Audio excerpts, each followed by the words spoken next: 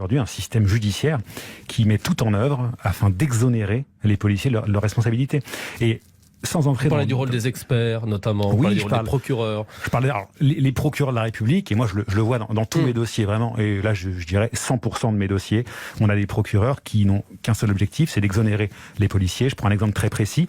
Il y a 2 semaines, la presse a fait état d'une fillette de 5 ans à Chanteloup-les-Vignes qui a reçu un projectile de LBD, donc ex-flashball, en pleine tête. Elle a eu le crâne fracassé par un policier qui a tiré, et très fier de son tir, a filmé son tir et l'a mis sur les réseaux sociaux en se vantant, en disant voilà comment nous on agit dans certains quartiers.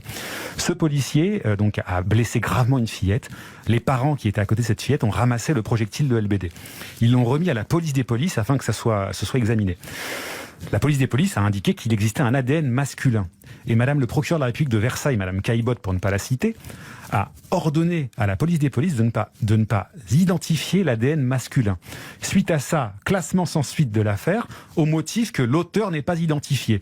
Donc on a un procureur qui met tout en œuvre afin que le policier qui fracture le crâne d'une fillette ne soit pas identifié, pour ensuite classer sans suite. Comment voulez-vous qu'ensuite les gens ne critiquent pas la police et n'estiment pas qu'il existe en France un problème d'impunité policière? C'est un exemple parmi beaucoup, et moi je fais l'effort dans ce livre de parler de plusieurs de mes dossiers, mais des dossiers connus, qui ont été médiatisés, où tout le monde peut vérifier ce que je dis.